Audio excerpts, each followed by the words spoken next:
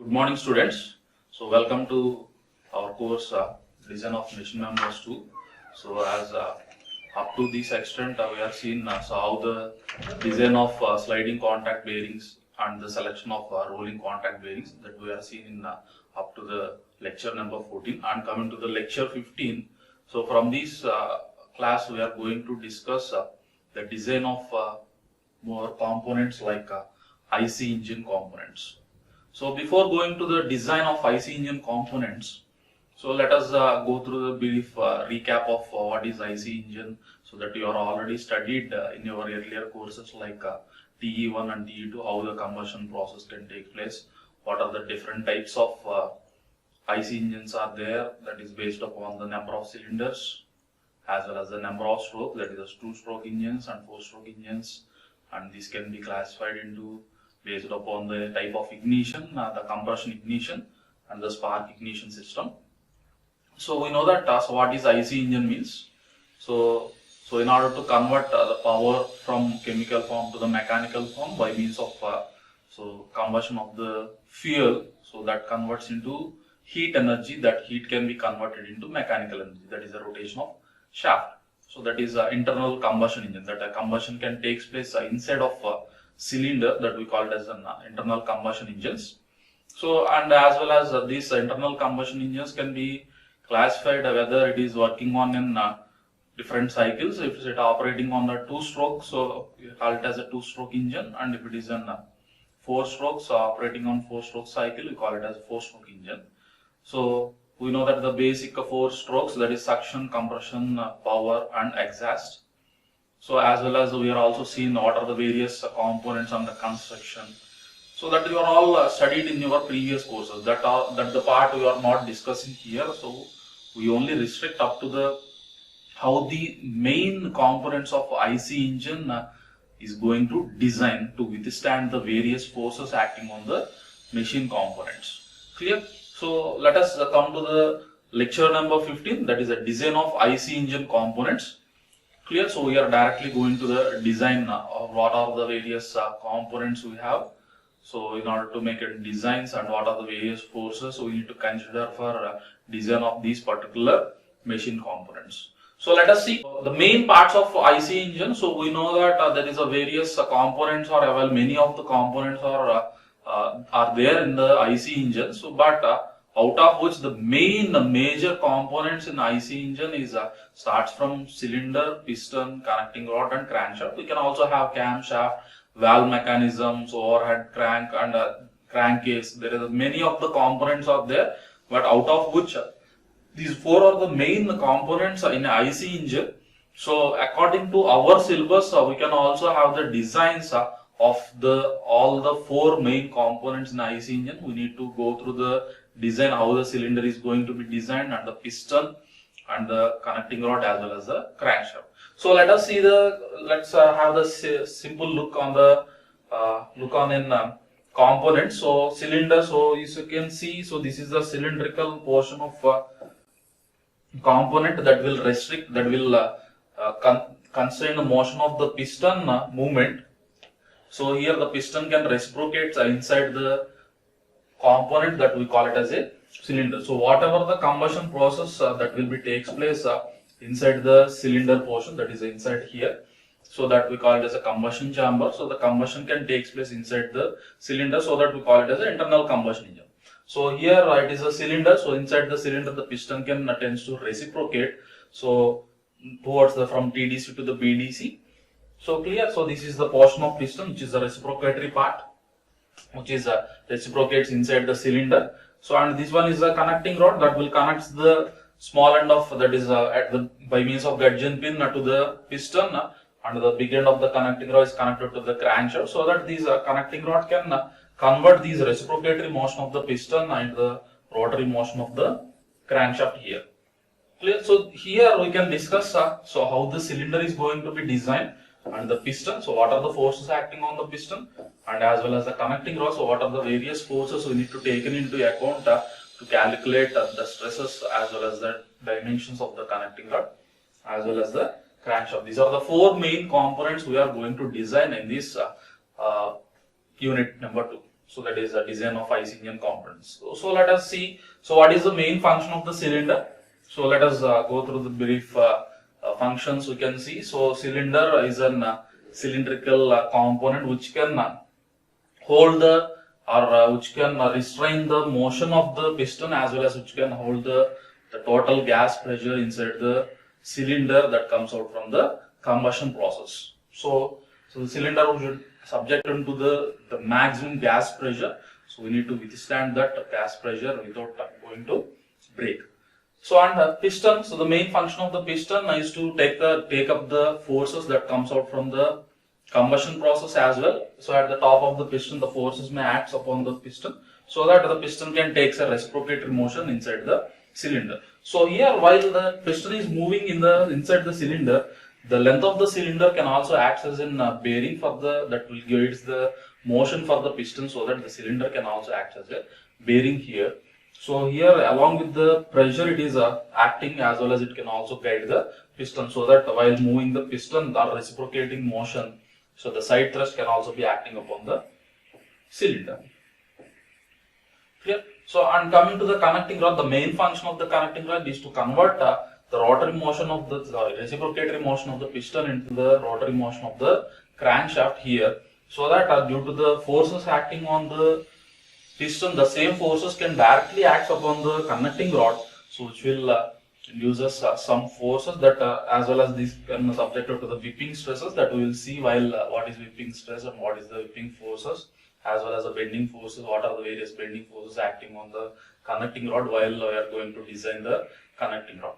So and the crankshaft is the main component, so for taking the power output, so as well as we can add some counterweights so that it can rotate, as well as it can supply some energy during the ideal stroke, so that we provide a flywheel to the one end of the crankshaft.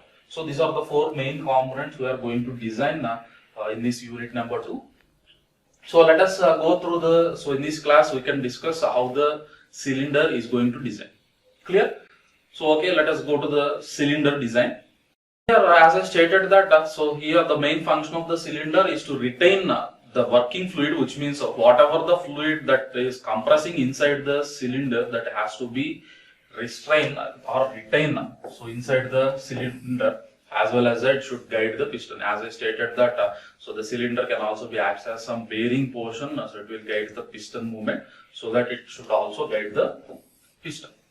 Clear? So here the cylinder can be manufactured by means of the forging process. So the cylinder can be made as in two pieces, that is a cylinder block as well as a cylinder head.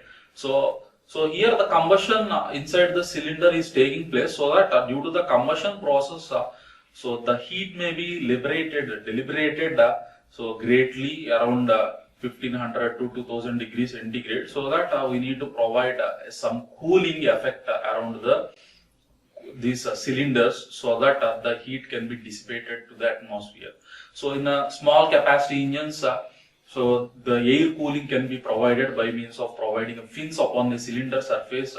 Like in the two-wheelers, you can observe the fins that can be extruded outside the cylinder, so that by means of increasing the area, surface contactual area with the environment, that will increase the air flow, so that the heat can be taken from the cylinder to the atmosphere, so that the heat can be removed from the surface. So in heavy capacity, that is high capacity engines, so the water can be circulated or coolant can be circulated around the cylinders by providing a jackets. That is some passage will be provided around the cylinders, so that passage we call it as jackets. So these jackets will be provided around the cylinder. So through these jackets, the water can be or coolant can be circulated among these, so that the heat can be taken out. So here these jackets as well as the cylinder can be manufactured as in casted as a single part in a low capacity engines. So if it is go for high capacity engine, jackets and the cylinder block can be manufactured in two different pieces and can be assembled together after means. So as well as so here the piston is continuously reciprocating in the cylinder, so that which may also cause some wear. So whenever the cylinders may subjected to wear, so it is impossible to change the complete cylinder block, which may incur a greater cost. So that so what we can do is here, so generally the cylinder blocks are manufactured by means of cast iron majorly, so or in some of the cases we go with cast steel.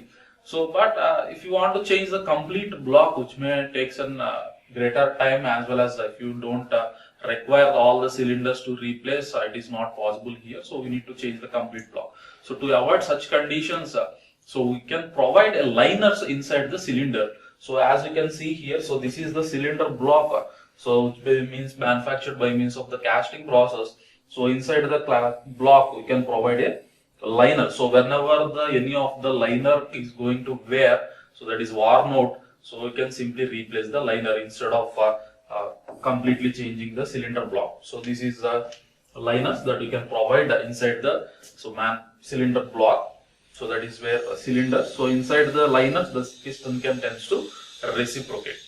Clear? So that is what liners. So we need to replace the liners whenever it is going to worn out.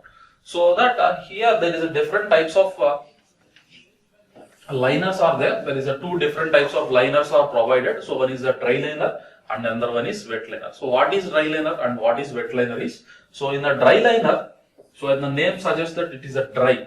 So which means that whatever the liner is present, so as I stated that in the heavy capacity engines, the jackets are provided for circulating of coolant or water. So in the dry type of liner, so the liner outer surface is not in contact with the circulating coolant or water. That the type of liners is called dry liners. So and coming to the wet liner, so wet liner, so that again the name it is wet. So which means the jackets, the coolant or water that which are circulating around the cylinders that are directly in contact with the liners, that we call it as a wet liner. So let us see the schematic representation of dry and wet liner. Here we can observe, so this is the liner portion. So here this is the space provided for water circulation, that we call it as jackets. So if you observe clearly, so these liners are not in contact directly with the water jacket, so that water is not in contact, that is a coolant or water, whatever circulating in the jackets are not in direct contact with the liners we are provided in the cylinder. The type of liners we call it as dry liner. Clear? So liners which does not have any contact or direct contact with the engine cooling water or the coolant, that we call it as a dry liner. So but coming to the second case, that is the wet liners. So here you can observe the liners are in direct contact with the water jacket, that is a water coolant or water circulating in the jackets. So here the liners are in direct contact with the cylinders, cylinder liners. So that we call it as a wet type of liner. So here having its outer surface in direct contact with the coolant or water, cooling water, that we call it as wet liner. So here the both dry and wet liner should have their own advantages and disadvantages. So dry liners which are generally used for low capacity engines, and these dry liners are easy to assemble or dismantle, so without having any special tools. So and coming to the wet liners, which means they are direct in contact, so that so these are generally used in high capacity engines, so that the heat can be dissipated as quick as possible. So why? Because there are in direct contact. But these wet liners, in order to dismantle the wet liners, we require special tools. So clear, they both have their own advantages and disadvantages, but these dry liners can be used for low capacity engines, and the wet liners are mostly used for high capacity engines, so that it can dissipate heat as quickly as possible. Clear? So and next coming to the how the cylinder is going to design, on what are the various dimensions we need to calculate in the design of cylinder. So let us see. So in the design of cylinder, so here the liners are, so we can also provide the liners having the greater surface finish, so that it should not have any frictional resistance between the piston and the liners, as well as we can heat treated the inner surface of the liner, that should allow that should provide the greater wear resistance, so that the surface is very hard, so that there is no wear is present, as well as the finish is also very fine surface finish, so that there is no frictional resistance between the piston and the liners. And here the liners are manufactured with a very good close grained cast irons. So that is a good quality close grained cast irons like nickel chromium cast steels. So or the nickel cast iron or nickel chromium cast iron. In some of the cases you can also go with the nickel chromium cast steel with molybdenum additions, so that it may have the greater wear resistance. Clear? So these are the type of materials we can use for cylinder liners. So let us dive into the design of cylinder. So what are the major dimensions we need to calculate in the design of cylinder? Good morning, students. So in previous class we seen so the construction of IC engine and what are the various components, that is the main parts in the IC engine. So and in this unit we are going to discuss the parts, the main design parts of IC engine. So that is the cylinder, piston, connecting rod and crankshaft. And we can also see so what are the various materials used for cylinder, as well as what is the function of liners, that is the necessity of liners, why you are going to use the liners in the cylinders, and the different types of liners. And we can also see so the difference between the dry liner as well as the wet liner. Now coming to the design of a cylinder, that is the first component in the IC engine. So as I stated, the function is to restrain, so that is it has to hold the compression of the that is a pressure, compression pressure of the gases that comes out from the combustion process. So as well as it will guide the pistons, that is the main function of the cylinder. So inside the cylinder the liners are to be used, so whenever the liners are get wear or worn out, so we are going to replace it. So in this in the design of cylinder, so the main dimensions we need to calculate is so that is bore and length of the cylinder. So what is bore means so the diameter, the cylinder diameter, we can also call it as cylinder bore, and the total length of cylinder. So that is bore and length of cylinder we need to calculate.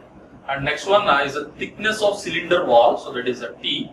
So thickness of wall, along with the thickness of cylinder wall, we can also need to calculate or determine so various dimensions in terms of thicknesses. So like thickness of liner, as well as the thickness of water jacket and thickness of water space. So as well as thickness of flange, thickness of cylinder head, that is also need to be calculated in the second part, the thickness of cylinder walls. And then the cylinder flange, that is as I said, the thickness of cylinder flange also you need to calculate. And then so the cylinder block as well as the cylinder head is both are going to be assembled by means of bolts or studs. So as I stated that in an earlier class, so the overhead crank mechanism, that is a valves or whatever it is, so the inlet and exhaust system that will be accommodated in the cylinder head, both the cylinder block as well as the head can be attached by means of bolts or as well as studs, either bolts or studs. So we can also need to calculate the size of whatever the size of bolts we are going to use, that size of the bolts, that is in terms of diameters we need to calculate, that is size of bolts or studs. And finally you can calculate, we need to calculate the thickness of cylinder head that can withstand the gas pressure inside the cylinder, that is inside the combustion chamber, it will reveal. So these are the main things we need to calculate, our main dimensions we need to calculate in the design of IC engine. So let us see the construction, so what are the various terms used in cylinder, that is the design of cylinder. So like bore and length, what is the bore is denoted by and what length is denoted by, and what is thickness of wall, as well as so what are the notations, as well as let us see the construction also, the cylinder construction and liner construction along with the water jackets. So and later on we go with the design, so how this all the dimensions or our design is going to be calculated. Clear? You can observe, so this is the IC engine cylinder construction. So here this is the part, so we call it as a thickness, so thickness of cylinder, so in which so the liners are going to be introduced here. So liner, that is a cylindrical, this is a full cross sectional view of cylinder. So it is a cylinder liner, so which is inside the cylinder. So and then this one is a cylinder wall, and after that we are having the space will be provided here. So this is the water jacket space, so in which the coolant or circulating water is going to circulate around the cylinder in order to remove the heat that is obtained from the combustion process, that is from by means of conduction from here. So through the walls, through the convection, the heat can be removed, and so this is the thickness of water jacket, so the jacket space. So you can observe. So firstly, so from the inside you can observe. So firstly you will get then liner. So after that we are having the cylinder. As I stated that in the cylinder we can going to introduce a liner. So again after that we are having water jackets that based upon again dry liner and wet liner. If it is a dry liner means so there is no direct contact. So here it is in the case of it is a dry liner. So there is no direct contact with the water space, that is circulating water is not in contact directly. So in it is a dry liner. If it is a wet liner, the water jacket, that is water space, is directly in contact with the cylinder liner in this shape. Okay. So after that we are getting in water jackets. So cylinder liner, cylinder, after that water jacket, so that by means of assembly of water jackets you can obtain the water space. So in the space that provided in the water jacket, the coolant is going to circulate. Clear? So again here we can provide a flange here.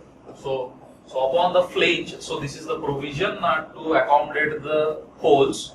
So in order to assemble the cylinder head upon this, so here you can observe. So upon the cylinder, you will get in the cylinder head. So by which this cylinder head can be connected by means of bolts or nuts. So here you can observe also with the enlarged portion of the flange. So the holes are drilled with the tapered holes, that is internal threads are provided, so that by means of bolts or studs you can going to assemble the cylinder head here. So this is a head portion. So head is going to assemble with the block. Clear? So this is how the construction is going to be. So now see, so what are the various terms, that is a nomenclature we are going to use for the design of a cylinder. Here it is. So the capital D, so is denoted by cylinder bore, that is what I said, that is the diameter of the cylinder, and capital L is the total length of cylinder as I stated. So and then a small l is also going to use here, so that is the stroke length, so we know that. So and then small t is the thickness of cylinder wall. So and then TL it is, so it is a TL means thickness of cylinder liner, and TJ is the thickness of water jacket, and TW is the thickness of water space. So and as well as we are having the thickness of flange and the thickness of cylinder head, and finally you need to calculate the diameter of hole. So let us see. So we need to calculate 1, 2 diameter 1, and second one is length. So and you need to calculate the thickness of cylinder wall, thickness of liner, thickness of water jacket, thickness of water space, and thickness of flange, and thickness of head, and the size of holes. Along with that, we can also need to calculate the pitch circle diameter as well as so the distance between the, that is the pitch. We need to check whether it is a gas-tight joint or not. That is so between the cylinder and the head.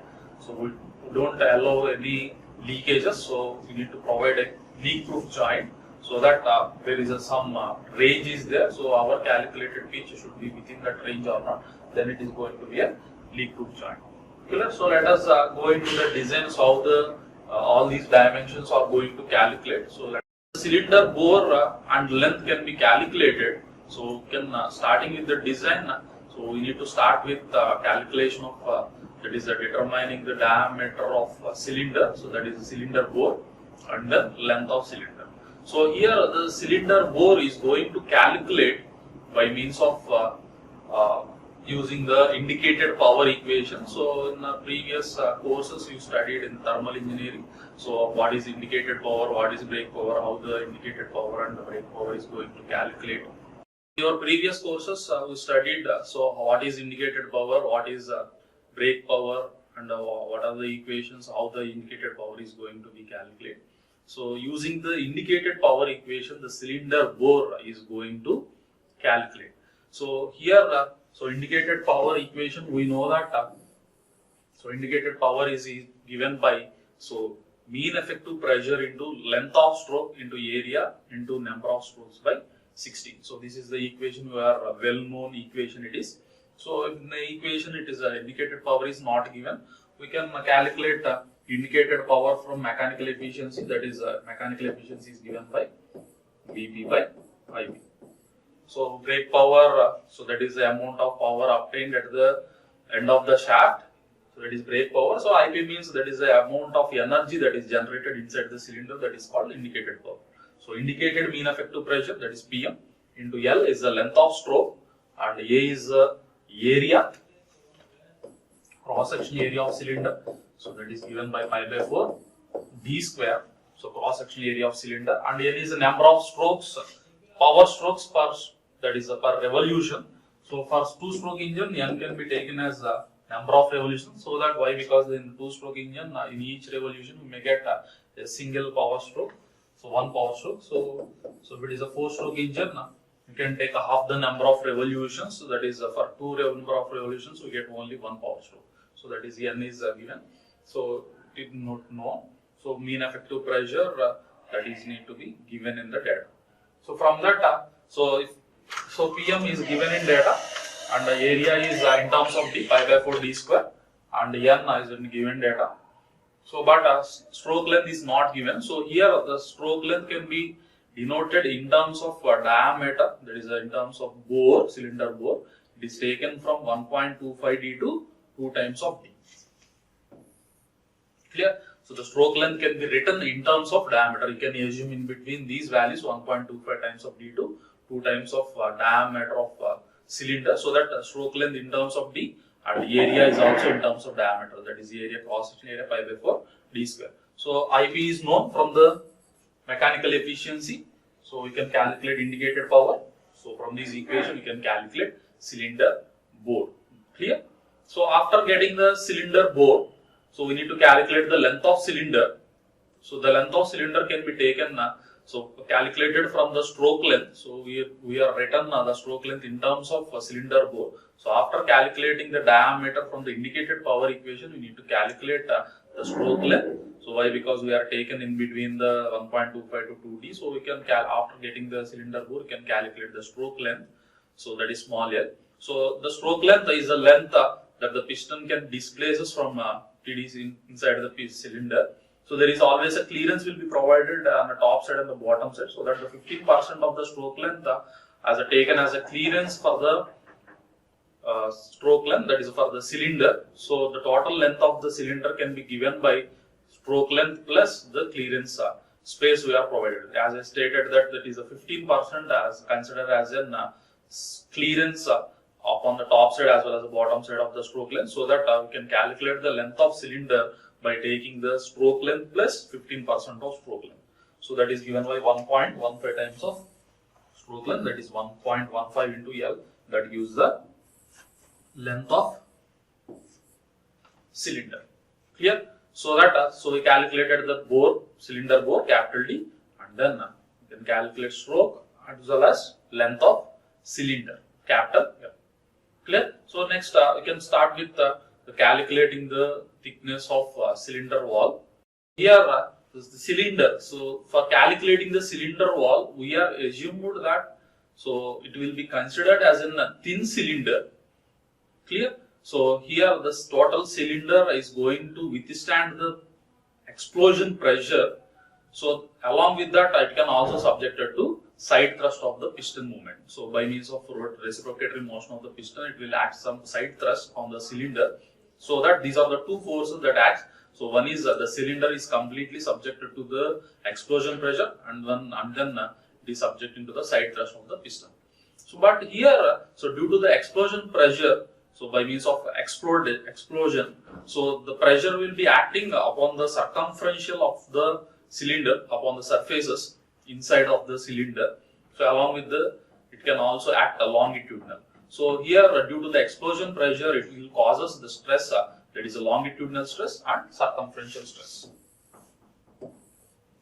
So it will be subjected to two stresses due to the explosion pressure. One is longitudinal stress and circumferential stress. So here the longitudinal stress and the circumferential stress are acting perpendicular to each other. So and then there will be a net circumferential stresses will be acting, so that so we need to calculate using the circumferential stress. That is the first thing you need to consider. And due to the side thrust, the stresses due to side thrust is very much, the magnitude of the stress coming out from due to the side thrust is very much negligible, so that the stresses due to side thrust is going to be neglected. Is very small, so that we are going to neglect the stress due to the side thrust, so that the total cylinder thickness can be calculated by means of net circumferential stress, so that here the cylinder can be considered as a thin cylinder subjected to the internal pressure of maximum pressure of P. So then thickness can be calculated using the thin cylinder equation. Clear? So thin cylinder equation, we know that from the circumferential stress, sigma C equal to, so what is PD by 2 sigma C. So from circumferential stress, so here it is the diameter of the cylinder. So the pressure is acting in a circumferential fashion around the circumference. So from the thin cylinder equation, now we can return that. So we know that the circumferential stress sigma C equal to PD by 2T. So from that we can going to write the thickness, we require the thickness. So T can be written as a T equal to PD by 2 sigma C plus C. So here, so P is the maximum pressure that comes out from the explosion. So here the explosion process can be takes place at the combustion chamber. So due to the explosion, the pressure that comes out from the combustion process is a maximum pressure. So that is the pressure you need to take here. And D is the cylinder bore that we are already calculated in previous step. So and the sigma C is the circumferential stress, that is a permissible circumferential stress here for cast iron or cast steel, that is ranging from 35 megapascal to 100 megapascal, that is Newton per mm square. So you can take so 35 megapascal to 100 megapascal for the permissible circumferential stress. We can substitute in these equations. So P is known and capital D is known. And here C is it is a reboring allowance. So as I stated that with the usage of the cylinders, so cylinder liners, so it is going to worn out, so that there is a chance, so that we can going to rebore it. So by that we can allow the greater sizes of piston rings we are going to introduce, so that the C is the cylinder reboring allowance. So that again depends upon the size of the cylinder, capital D. Clear? So that is C is given by reboring allowance. So and the value is ranging from 1.5 to 12.5 depending upon the size of the cylinder. So that I can calculate the thickness of cylinder wall small t from the thin cylinder equation. So P is the maximum pressure and D is the cylinder bore and sigma C is the permissible circumferential stress 35 to 100 megapascal and C is the reboring allowance ranging from 1.5 to 12.5 depending upon the size of the cylinder. Clear? So after that, calculating the thickness of cylinder wall, we need to calculate the various thicknesses like the thickness of liner, thickness of water jacket, that is the thickness of water space, that is the TL, TJ and TW. So all these three thicknesses can be calculated by using the empirical relations from the obtained from the diameter of the cylinder bore, that depends upon again cylinder bore. We need to calculate using the proportion. The thickness of liner can be calculated by 0.03D to 0.035 times of diameter. This is the thickness of liner. TL is given by 0.03D to 0.035 times of D. And next one is the thickness of water jacket, that is denoted by TW. So sorry, thickness of water jacket TJ. So it is given by 0.032 D plus 1.6 mm. And then thickness of water space TW, it is given by 0.08 D plus 6.5 mm. So all these three thicknesses can be calculated by means of proportions. So again these proportions is you can observe clearly, these proportions are clearly depends upon the cylinder bore. So by increasing of the size of the cylinder bore, so the thicknesses may also increases.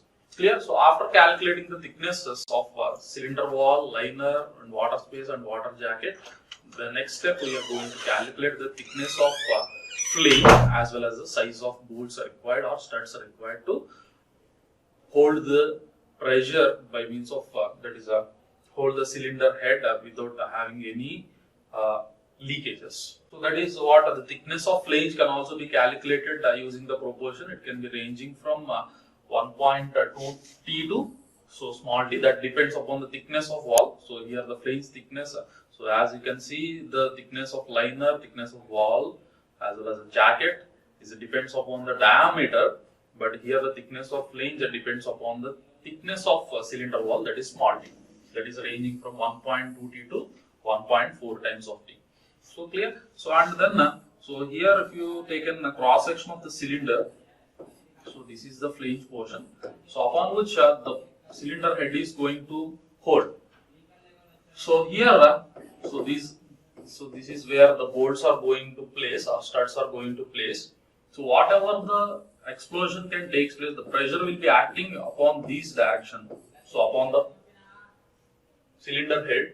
So whatever the pressure, that is a P, is acting, or whatever the load acting due to the explosion pressure, that is a gas load, is need to be held by means of the bolts or studs we are going to place or use to hold the cylinder head. So whatever the load acting here, the same load need to be opposite by means of the bolts we are going to use to assemble the cylinder head and the cylinder block.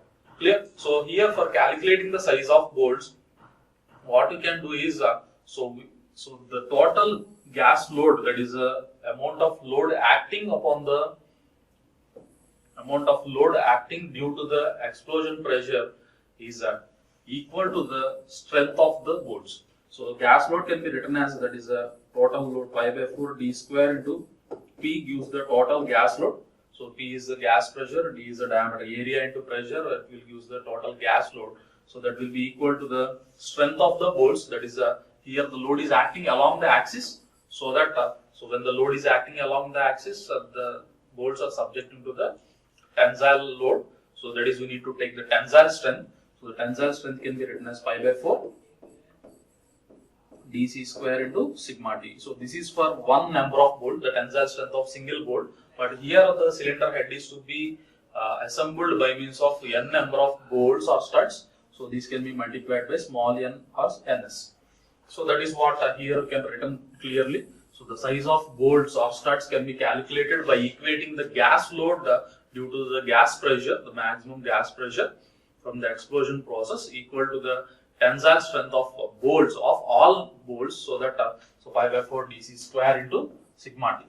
Clear? So here we know that the cylinder bore size we calculated and the maximum gas pressure is also known.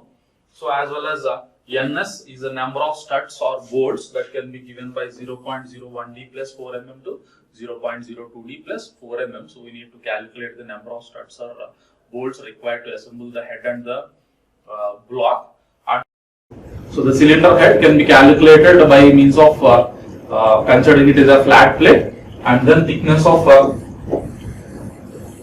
head can be calculated using the proportion d root Cp by sigma t. So again D is the cylinder bore, so that we already know, and here C is not in reboring element, so here the C is a constant value, that is given as 0.1 is a constant 0.1. So and P is the maximum gas pressure, P, that is 9 to 10 times of indicated mean effective pressure, and sigma C is the permissible circumferential stress for, or allowable circumferential stress for head material, that is taken from 30 to 50 megapascal. Clear? So by means of these data, so that is by means of using this relation, you can calculate the thickness of head. So after finding out the thickness of head, we need to calculate the pitch circle diameter of the bolts that we are going to assemble of the cylinder head and block. So after calculating the cylinder pitch circle diameter, we can also check whether our designed joint is going to be a leak proof or not. So there is a relation between there. So in order to avoid the gas leakages between cylinder head and block, so our calculated pitch circle diameter should be within the range, that is 9 root d to 28.5 root d. Here so the pitch circle diameter dp. So for example, what is pitch circle diameter means? So here when you view from the top view, so this is a cylinder head. So all the bolts are assembled in a same circle on a cylinder head. So and this circle can be represented by cylinder head. Its circle diameter, and it can be calculated by d plus 3d. Again, it depends upon the cylinder bore and the diameter of the cylinder, that is the studs or bolts. So here we need to calculate the pitch circle diameter. So after finding out the pitch circle diameter d plus 3d, 3 times of diameter of bolts or studs, we need to check our designed joint between the head as well as the cylinder block is it a leak proof joint or not. So that leak proof joint or not can be finding out by means of this relation. So if our calculated pitch circle diameter should be in between, so this 19 root d value to the 28.5 root d. So which means our calculated pitch circle diameter should not less than 19 root d as well as should not beyond, that is greater than 28.5 root d. Then only the designed value of the designed joint, whatever the joint you are providing in our designs, is a leak proof joint, so that whatever the compression or that is a combustion process, that gases comes out from the combustion process, they do not escape out from between the two surfaces. Clear? So that we can provide a tight gas leak joint between the two surfaces, so that the design is a very good design that we are going to consider it. Clear? So let us see whatever the parameters we are calculated in the summary. So in the design of a cylinder, we need to calculate. So initially the cylinder bore.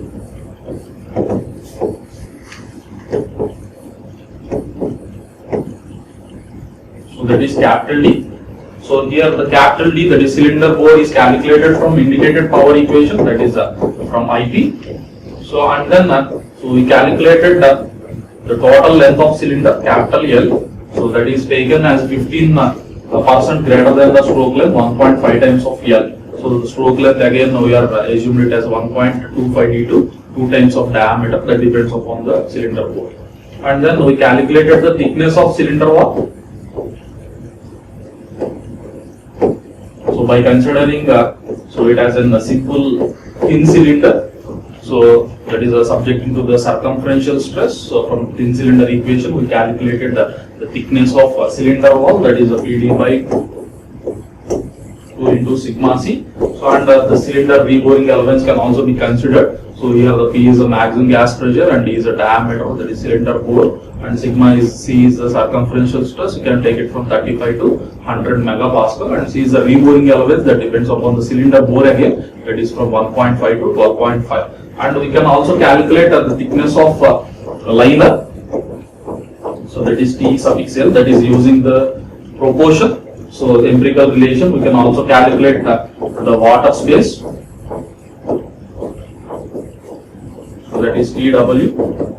So we can also calculate it, need to calculate thickness of water jacket, TJ. So all these three thickness values can be calculated using the proportions, that is empirical relations. We can also calculate so thickness of flange.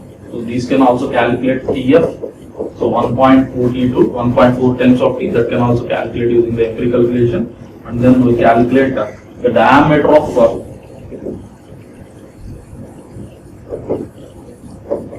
bolts or studs.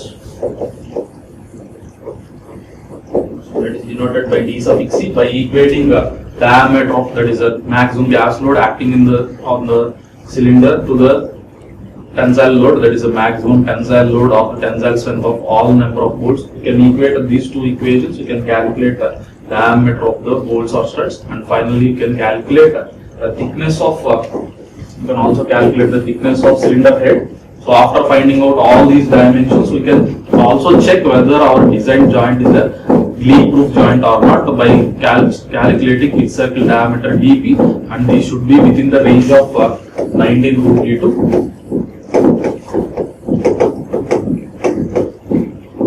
28.5 root d. So that so if our calculated value is in between these values, then our given design is a leak proof joint. So otherwise you can also check so any of the dimensions, so that all the dimensions that based upon the any of the parameters like cylinder bore as well as the cylinder thickness, we can vary any of the parameters, so that we can again check with these permissible value of the leak proof joint, so that the design is safe. So clear? So this is the procedure that we are going to follow for the calculating the design of a cylinder in IC engine. So for 2-stroke as well as a 4-stroke engine or petrol or diesel, whatever the cylinder it is. So this is the standard procedure we are going to follow to calculate the dimensions for design of cylinder. So in the next class we can see so how the design is going to perform by taking a simple example, so that we will get a very clear idea so how to use the values, so which values you are going to assume, which empirical relation you have to take, and you can also have the knowledge to get the knowledge how to use the data book values and the data book equations, how to use all the equations in it, so that you may get some idea so how to design a cylinder of IC engine. Clear? Thank you.